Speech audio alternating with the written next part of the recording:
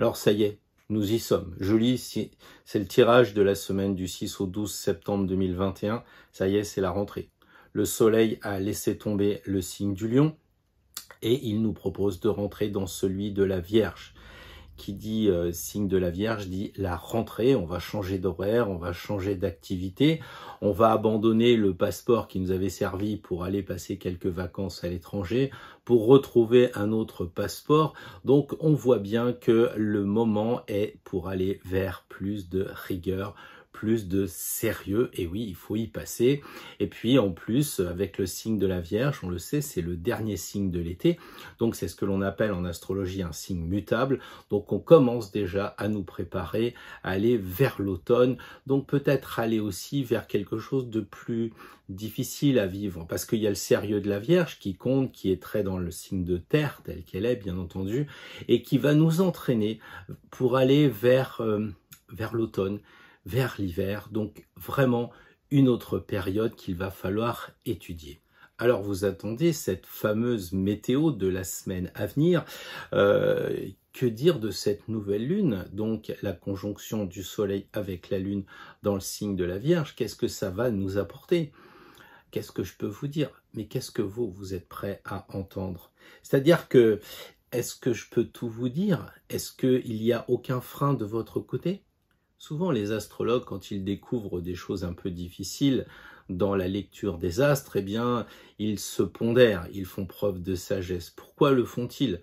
Évidemment, parce qu'ils font attention aux personnes qui sont à l'écoute et faire peur, c'est pas intéressant.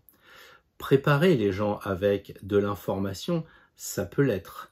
Mais malheureusement, l'astrologue a peur de son côté que si la prédiction ne se réalise pas, eh bien, ils perdent en crédibilité. Et pire que ça, il permet de dire aux détracteurs, bah, vous voyez, l'astrologie en général, ça ne fonctionne pas. En parlant de futur, en parlant d'avenir, forcément, il y a un côté prophétique et naturellement, je suis assez tenté de vous parler des prophètes de la Bible. Ceux qui ont vu leurs prophéties se réaliser ont un pouce bleu parce qu'ils étaient vraiment au top, ils étaient voyants. En revanche, ceux qui se sont trompés parce que la prophétie ne s'est pas réalisée, eh bien, ceux-là se voient attribuer un pouce rouge parce que leur prédiction ne s'est pas réalisée. Alors, ça m'interpelle parce que si quelqu'un vous dit « attention, il y a un danger » et que vous évitez le danger, vous n'allez pas le traiter de faux prophète.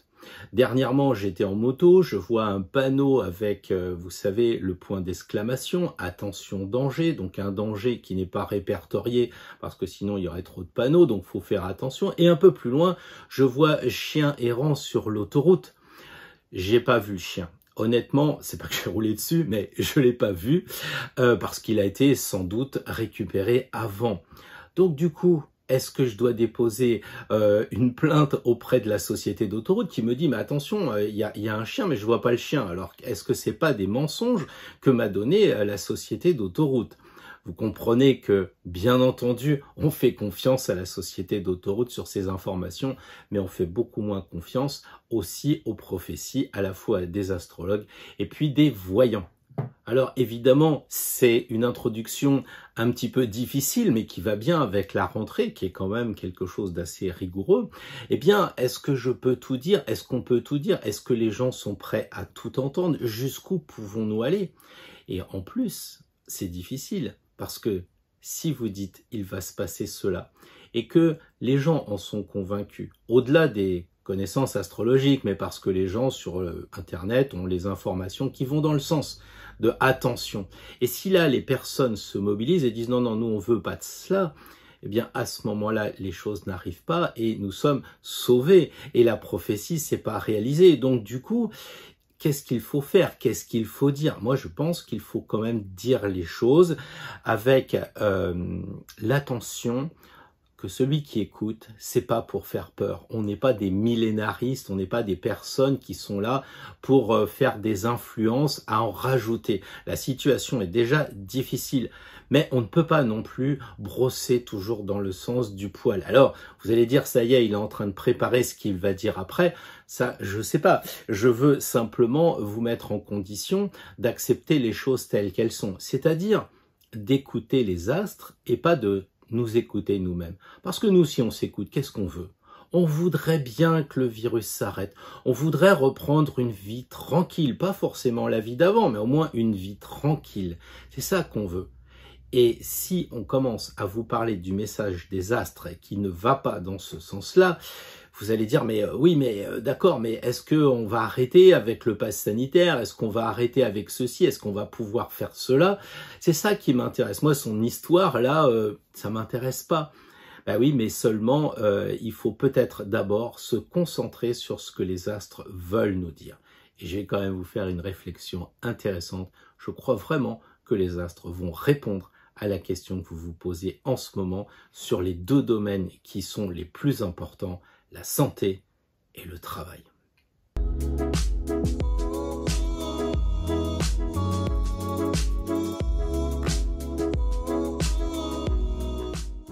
Alors bonjour et bienvenue pour cette nouvelle rencontre du samedi matin qui prépare effectivement le tirage de la semaine prochaine du 6 au 12 septembre prochain, tirage qu'on verra demain matin signe par signe, mais avant il faut voir déjà quelles sont les énergies de cette nouvelle lune qui aura lieu donc le 7 septembre prochain et regarder un petit peu les énergies qui vont circuler. Alors prenez le temps de vous relaxer, je sais que c'est un moment que vous vous attribuez pour voir un petit peu la météo astrologique, comment ça pourrait se passer, parce que évidemment, je crois que je l'ai assez dit en introduction, tout va dépendre de notre action ou non-action, mais il y aura quand même la météo. Alors peut-être qu'il y aura beaucoup de vagues, ça c'est fort possible, mais à charge pour nous de voir si on peut prendre un bateau ou si on peut pas remettre notre voyage.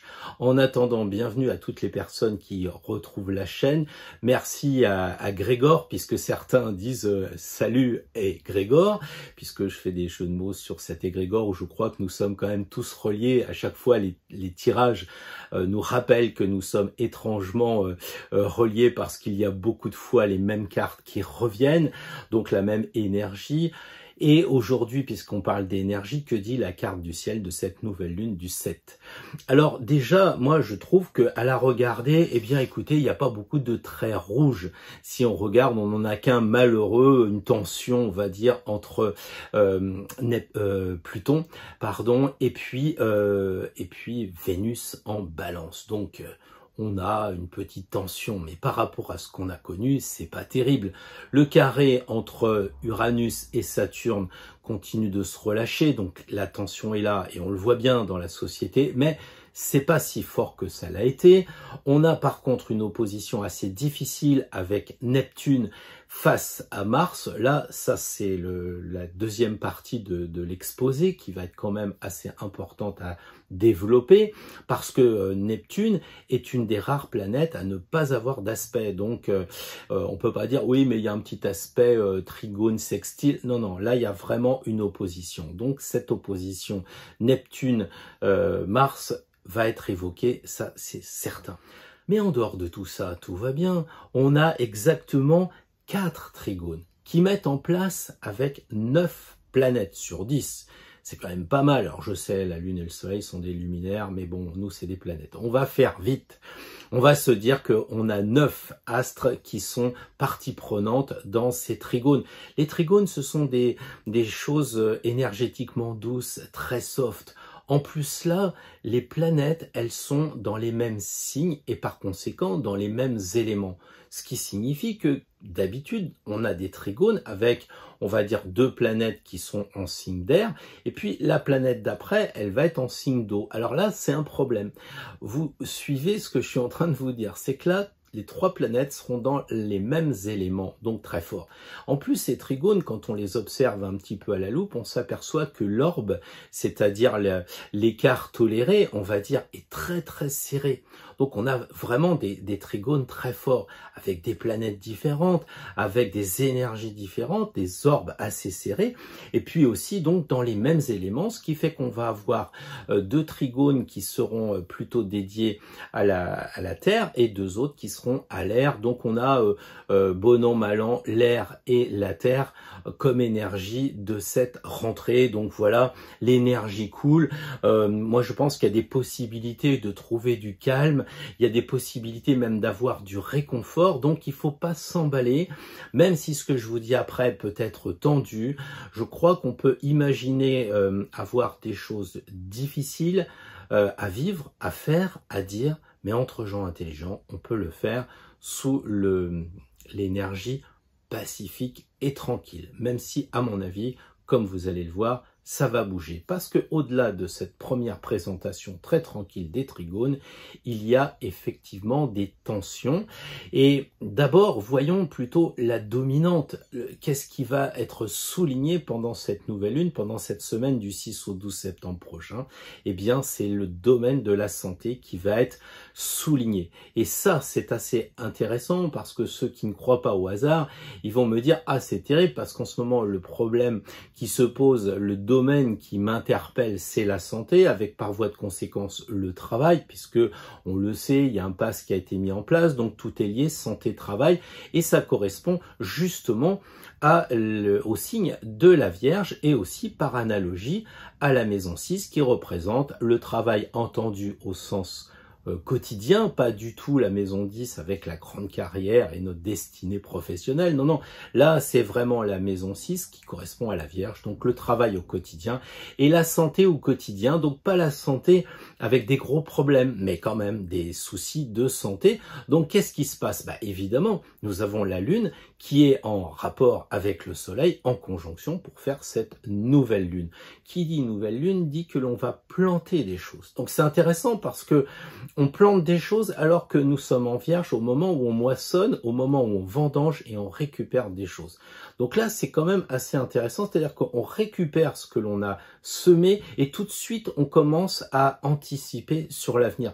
Donc ça, c'est un moment de transition qui peut être intéressant, même pour vous individuellement, parce que là, je parle plus en astrologie, on va dire mondiale, mais à titre personnel, c'est le moment ou jamais de dire, eh ben voilà, moi je me retrouve avec un bac plus 2, eh ben je vais continuer avec mon bac plus 3, et puis je vais même peut-être anticiper, en plus de faire cette troisième année, je vais commencer à préparer un concours parce que j'ai envie de semer en même temps que je viens de récolter.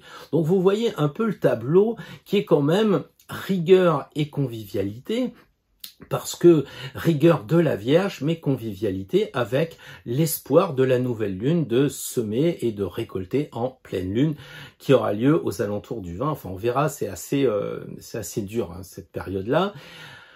Ce que je voulais vous dire aussi, c'est que Mars est également en Vierge. Donc Mars en Vierge, c'est-à-dire que s'il y avait un problème de santé, on aurait une réaction de Mars, une énergie, on se sentirait fort pour combattre une éventuelle maladie. Donc c'est assez intéressant au moment où on sait qu'il y a des problèmes de virus. Donc ça, c'est quelque chose qui peut être un bon accompagnement, qui peut nous rassurer quelque part. La Vierge a besoin de renseignements, la Vierge a besoin d'informations parce qu'elle aime bien anticiper, elle aime bien savoir, elle aime bien surtout se rassurer. Et comment avoir des informations? Eh bien, regardons la carte du ciel, précisément avec justement cette conjonction Lune-Soleil en Vierge. Quel est le rapport qu'elle a? Eh bien, ce qui est assez incroyable, c'est qu'elle a un lien. Cet aspect planétaire, on l'appelle un quinconce, donc 150 degrés. Hein, c'est quelque chose qui est un lien mineur, on va dire, pas très important, mais comme là, l'orbe, le degré est assez précis, ça vaut le coup d'en tenir compte. D'autant que figurez-vous que le lien est avec Chiron et que Chiron, comme vous le savez, c'est le maître, entre guillemets, des guérisseurs. C'est le guérisseur du zodiaque. Dans la mythologie, j'en ai fait une vidéo, vous pouvez vous y reporter. Dans la mythologie, Chiron est un centaure, un peu comme le Sagittaire aussi, qui est assez speed, assez guerrier. Hein. D'ailleurs, dans guérisseur, il y a guerre, ce qui signifie qu'il faut quand même se bouger. Et Chiron va être blessé et il deviendra le maître, entre guillemets, des médecins. Ce qui signifie que, en fait, si on fait une analyse, pour comprendre la médecine, il faut d'abord être blessé soi-même pour mieux le comprendre. comprendre. Ce qui n'est pas toujours le cas dans notre société. Je crois qu'il y a beaucoup de gens qui parlent, mais qui ne vivent pas les choses. Alors, on n'est pas obligé d'avoir un cancer pour devenir cancérologue, même si je connais un cancérologue très célèbre, et vous aussi, qui est décédé dans l'hôpital où il a beaucoup enseigné. Il y a toujours des mauvais clins d'œil, on va dire, mais si vous voulez, Chiron est relié entre la maladie et la guérison. Et cet astéroïde, Chiron, qui est représenté avec une clé et qui a donné, Chiron, ça a donné chiropracteur, ça a donné chiron en anglais, donc chirurgie, donc ce guérisseur qui est en bélier. Et il a ce lien de quinconce avec donc la planète, avec le lien, le couple du Soleil et de la Lune 150 degrés, qui nous donne en fait un aspect plutôt dissonant, quelque chose qui est, comment dire, qui génère de l'ambiguïté. On n'est pas sûr, on est dans le doute. Et là, c'est bien ennuyeux quand même, parce que d'un côté, on va quand même avoir un guérisseur qui ne saura pas comment faire. C'est ça que cela signifie avec le soleil. Il va y avoir aussi une sorte de confrontation. Ça ne va pas se passer dans la joie et la bonne humeur parce que Chiron est en bélier, le belliqueux, et de l'autre côté, le maître du bélier, Mars, qui est en signe comment dire, de vierge, qui est donc dans la réalité, quoi. C'est pas dans l'eau avec un coup d'épée dans l'eau. Là, Mars, il est vraiment dans la réalité, ce qui veut dire que cet aspect va être tendu. Donc si on a des doutes, il va y avoir probablement des confrontations. Il faut commencer à imaginer les perturbations qui vont arriver, parce que forcément, s'il y a des malentendus, il faudra crever l'abcès, parce que c'est un peu ça. Chiron en bélier, on imagine un scalpel. Au lieu d'une épée, on imagine carrément le bistouri. Donc il va falloir que les choses soient dites. Il va y avoir une nécessité de trouver des choses réelles, concrètes. On ne va pas pouvoir se passer d'arriver à un résultat. On a besoin comment dire, d'empêcher ce malentendu du quinconce, quoi. Donc on peut imaginer des perturbations en ce qui concerne le domaine de la maladie, en ce qui concerne le domaine médical, c'est très clair, il y aura des malentendus, des choses qui ne seront pas claires, et on risque d'aller avec une idée quand même de confrontation. C'est tout bête parce que je vois que c'est qu'un quinconce, mais ça va manquer de réalisme. Et ça, je crois que on aura du mal à l'accepter vu la configuration, d'autant que Mars étant va avancer, va poursuivre sa course et va se retrouver à un moment donné, il va quitter aussi le quinconce et va se retrouver pile poil en opposition avec Chiron. Et là, il sera en balance, donc ça va être assez chaud parce que Mars en balance, il va être juste à l'opposé. Et on aura, comment dire, une accentuation. Autrement dit, si ce qu'on a semé en ce moment avec la nouvelle lune a été mal négocié, mal planté, vous voyez ce que je veux dire, eh bien, autour du 20, ça risque de chauffer. Et avec Mars, forcément, c'est une planète de feu, ça va chauffer, surtout en opposition avec son signe de feu. Alors, puisqu'on parle de Mars en balance, eh bien aujourd'hui, avant d'anticiper, on a deux planètes qui s'y trouvent. On a Vénus et on a Mercure. Vénus en balance, elle est en domicile. Donc évidemment, à titre individuel, vous imaginez du romantisme, vous imaginez l'amour, vous imaginez la beauté, et tant mieux. Mais à un niveau plus collectif, on peut imaginer que Vénus en balance, c'est Vénus qui demande de la justice. C'est peut-être aussi des dépôts de plaintes qui ont été faits, qui vont se trouver mis, comment dire, sur la place publique, et qu'on va demander justice, ou que la justice va nous dire, bah voilà où on en est. On l'a vu dernièrement, elle est intervenue sur des centres commerciaux, donc la justice commence déjà à faire son apparition par rapport à ce qui a été décidé. Donc jusqu'à présent, il y avait une notion d'urgence, mais si là, on arrive en Vierge et qu'on prend le temps de se poser, puisque signe de terre, calculer et regarder, Vénus va dire, attention, il y a quand même quelque chose au niveau de la justice qui va s'enclencher. Et puis aussi, si on parle de Mars et qu'on parle de Vénus, bah, à mon sens, on parle des garçons et des filles, si je puis dire, ce qui signifie que le problème en ce moment concerne tout le monde. On va pas pouvoir, comme on l'a si tristement fait souvent, mettre de côté la moitié de l'humanité, à savoir la gente féminine. Non, non. Là, et d'ailleurs on le voit dans les manifestations, on touche aux enfants, tout ça, donc on voit beaucoup de femmes, beaucoup de mamans qui sont partie prenante. Donc ça va, avec cette nouvelle lune, sans doute pas diminuer. La femme aura autant d'intérêt que les hommes à se mobiliser, ou alors à se mobiliser dans un autre sens. Ne me faites pas dire ce que j'ai pas dit. Je parle de confrontation, donc je ne sais pas, il y en aura peut-être des deux côtés. Hein. Voilà, c'est ce que je voulais dire. Hein. Voilà, donc on a cette Vénus en balance, et puis on a aussi Mercure qui est en balance, et donc lui, il est surtout en lien avec la lune noire. La lune noire, j'en ai parlé aussi dans une vidéo, pour faire court, c'est notre part d'ombre. C'est un peu ce que l'on cache aux autres, c'est un peu ce qu'on nous cache aussi, c'est un peu ce qu'on veut cacher aux autres. Bref, il y a plein de choses qui sont occultées, on va dire, avec la lune noire. Or, Mercure forme un lien positif avec la lune noire, mais quand même, il va y avoir l'envie de comprendre, parce que Mercure, c'est l'intelligence, donc il va y avoir envie de comprendre ce qui est caché. Et puis alors, si vous regardez la lune noire, vous apercevez qu'elle touche ce que l'on appelle le nœud nord. Dans un thème classique, c'est notre mission de vie, c'est là où on doit aller. Là, pour cette semaine qui nous concerne, le nœud nord, il est dans le signe des Gémeaux, conjoint à la part de fortune. Ce qui signifie que le nœud nord, la mission de la semaine, c'est d'aller vers les Gémeaux, parler, communiquer, acheter et vendre aussi un peu, parce que le maître Mercure, c'est mercantile, donc il y a un peu cette idée de vendre, d'acheter, de parler, de communiquer, de réfléchir. Mais à quoi? Notre mission de vie, elle va vers où? Puisqu'elle touche la lune noire, eh bien, on doit étudier notre part d'ombre. Donc c'est assez dur quand même. C'est l'idée de se demander ce qui est caché. Qu'est-ce qu'on nous cache? Qu'est-ce que vous cachez? Qu'est-ce que vous n'osez pas dire? Donc il y a quand même le côté Mercure mental de se poser la question. Mais vu qu'on est en astro plutôt mondial, la question qui se pose, c'est est-ce qu'on n'aurait pas besoin qu'on communique sur les choses qui ont été cachées? Est-ce que c'est pas le moment de nous expliquer un peu ce qu'on pouvait pas dire, parce qu'on le comprend bien, c'était tellement difficile et compliqué que maintenant on voudrait savoir. Alors évidemment, ça fait des années que je bois du Coca-Cola et que je sais toujours pas la formule chimique.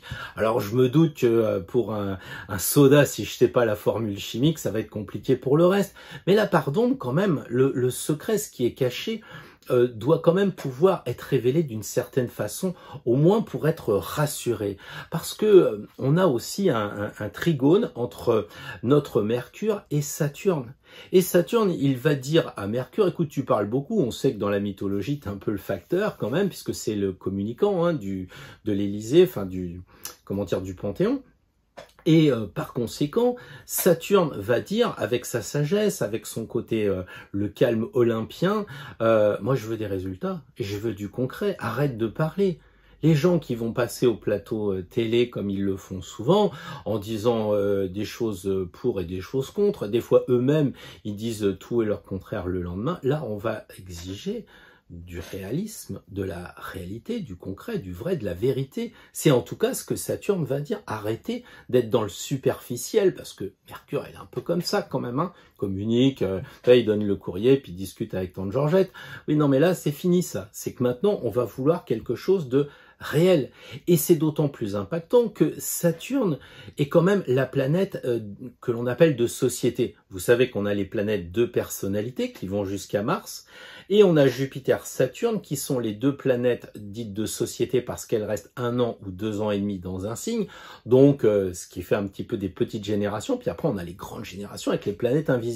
Mais Saturne et Jupiter sont des planètes de société.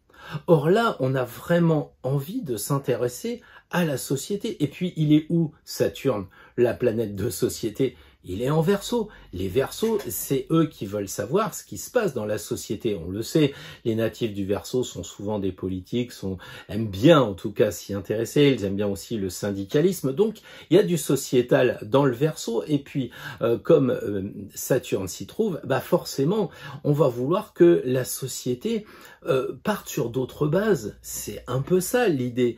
Arrêtons de nous cacher des choses, mettons les choses à plat et recommençons à faire les marches de la maison Dieu, plutôt lumineuses que plutôt des choses qui vont s'effondrer à terme. Maintenant, on a besoin de réalité. Donc on a Mars qui est en embuscade.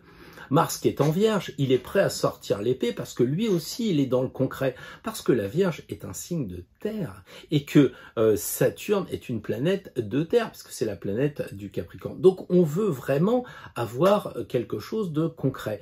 Donc je pense que ça va être difficile de céder à l'enfumage, d'autant plus que je vais voir que qui dit enfumage, il dit flou, et qui dit flou dit évidemment notre ami Neptune que l'on va voir dans quelques instants. Alors avant, on a quand même Saturne qui est toujours en tension, on a dit avec Uranus, même si c'est relâché, mais je vois bien que on a quand même la question du futur et la question des conservateurs. Vers quel endroit faut-il aller? Si on regarde le thème, on voit qu'il y a un bel aspect entre Saturne et le nœud sud, donc le nœud sud inverse du nœud nord, merci. Le nœud sud, c'est en fait notre passé, ce qu'on doit lâcher. Or, Saturne, en bel aspect avec nœud sud, dit il faut arrêter de ressasser le passé, il faut aller vers autre chose, il faut trancher maintenant plutôt vers l'avenir. Et à propos de trancher, évidemment, on a Mars. On a Mars qui parle de transformation lui aussi, puisque il est en trigone avec Pluton. Donc les deux maîtres du Scorpion et du Bélier, hein, c'est quand même pas des signes calmes, c'est quand même des signes assez violents, on peut dire, hein, quand même. Et donc on a cette idée de régénération, de transformation, cette idée de renaissance aussi. Donc c'est pour cela que vous voyez comment se fait la mayonnaise. Hein, on se dit, ah, il y a la justice qui intervient, il y a la communication qui doit être faite sur ce qui est d'ombre. On a Saturne qui nous dit, mais concrètement, hein, moi je veux des chiffres, je veux pas du blabla, je veux quelque chose de réel, pratico-pratique pour faire de nouvelles fondations. Et puis là, on a Mars qui dit, moi je m'associe avec Pluton, donc c'est quand même une association assez strong pour que tout ça, ça fasse un peu le phénix. Donc vous voyez le tableau, il est quand même assez difficile à vivre, quoi. Mais on peut dire que l'association de Mars avec Pluton, ça va nous donner quand même du courage, ça va nous donner de la bonne énergie. Et j'en arrive justement avec cet aspect de tension quand même entre Mars, qui est donc situé, on l'a dit, en Vierge, opposé à Neptune, qui est donc situé en, bah oui, l'opposition de la Vierge, ce sont les poissons. Donc on a l'axe poisson-Vierge, qui est quand même un peu les maladies quand même, hein, la santé, en tout cas, la maison douce, c'est les choses difficiles. La 6, c'est petite maladie. Donc on a cet axe-là, si on raisonne par analogie, qui est, comment dire, en tension, en opposition, parce que bon, ça se complète, mais enfin on se dit les choses, parce qu'ils sont en face l'une de l'autre, les deux planètes. Hein. Donc on a un Neptune, pardon, qui correspond à la foi. Opposé à Mars, j'ai envie de dire, oh là là, ça pourrait faire religion, et Mars, le dieu de la guerre de religion. Enfin, je veux dire, c'est quand même assez difficile, hein. Il faut quand même se méfier de ce côté-là. Bon, on a peut-être eu dernièrement, justement, des questions liées à la guerre et la religion. Donc ça, c'est vraiment important quand même à imaginer. On n'est pas à l'abri d'avoir des excès de religiosité qui amènent de la violence. Ensuite, on a comment dire, une autre opposition qui va être le Soleil, puisque l'orbe est assez large. Le Soleil est lui aussi en opposition avec Neptune. Alors si Neptune correspond à la foi, correspond aussi par définition à la confiance, et que le Soleil est en opposition, clairement, il y a une perte de confiance. Il y a une sorte de ressenti de trahison, quelque chose comme ça. Oui, il y a de la désillusion, enfin, on croit plus ce qu'on nous dit. Vous voyez, c'est ça, le soleil qui brille. Alors, il envoie toute sa lumière, toute sa vérité, tout ça, et il se retrouve avec Neptune, qui est dans l'eau, qui est flou, qui est, je le dis souvent, qui correspond au gaz.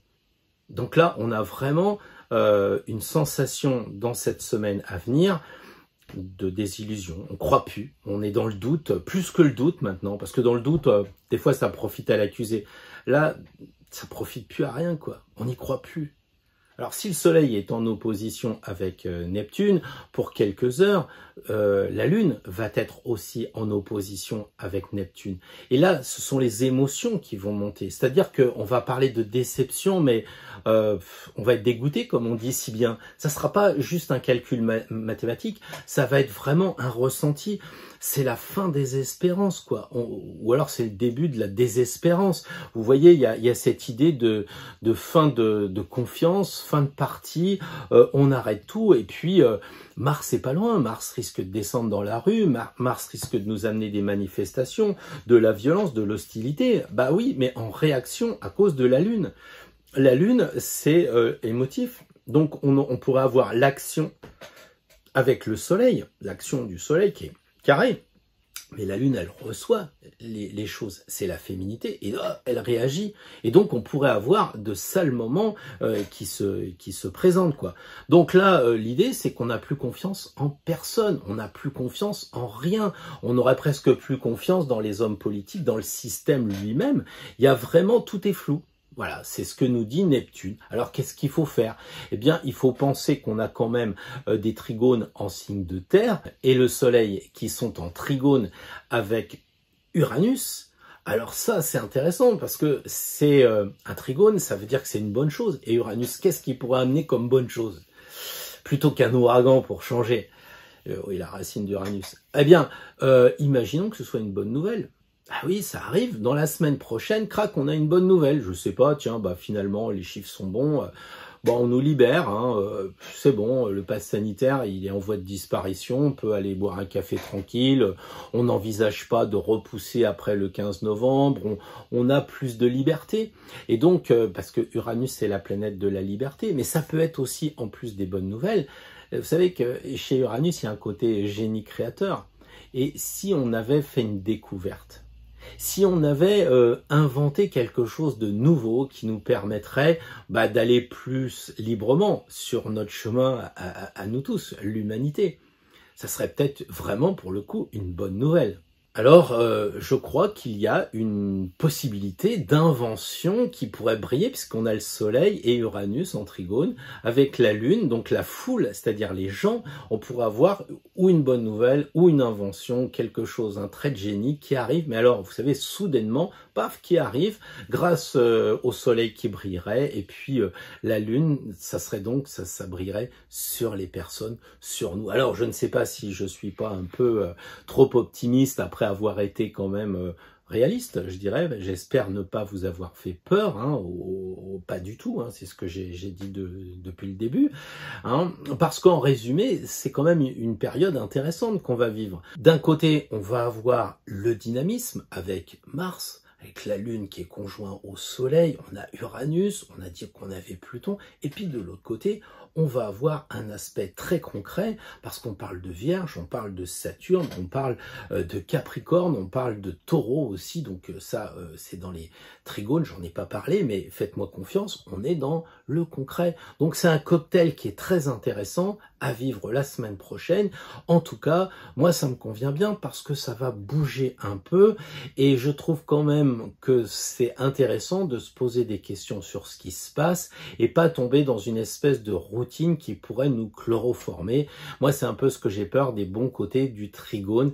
Ça nous donne de la paix, mais on a aussi envie que les choses évoluent, et c'est peut-être quelquefois en faisant bouger un peu les lignes que cela va arriver. Alors, comment envisager un tirage pour la semaine prochaine?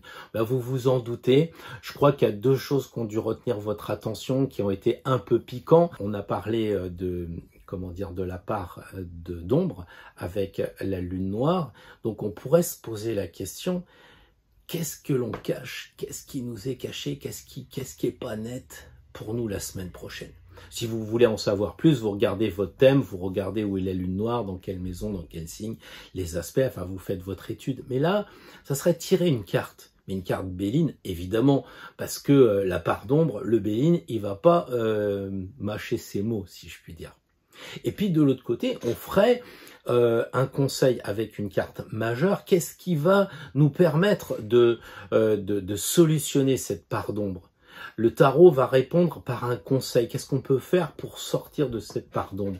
Donc intéressant quand même.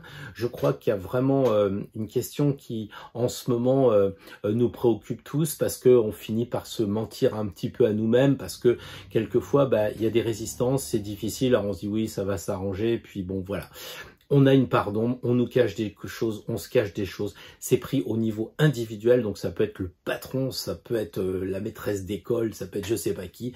On verra ça dans le tirage demain matin. Donc déjà, un premier domaine, on va dire la part d'ombre avec la lune noire, une carte Béline pour nous dire où ça coince, qu'est-ce qu'on nous cache, qu'est-ce qui est obscur, et une carte conseil avec le tarot de Marseille. Et puis la deuxième chose qui peut nous interpeller, c'est effectivement cette blessure que l'on a vue avec Chiron. Donc là, je vous renvoie, si vous voulez savoir dans votre thème natal ou dans vos transits où en est votre astéroïde chéri, qui est Chiron, Chiron qui va vous dire un petit peu tout ce qui va toucher à la guérison et à la maladie dans votre thème. Là, je parle d'un tirage au sens de qu'est-ce qui nous blesse en ce moment.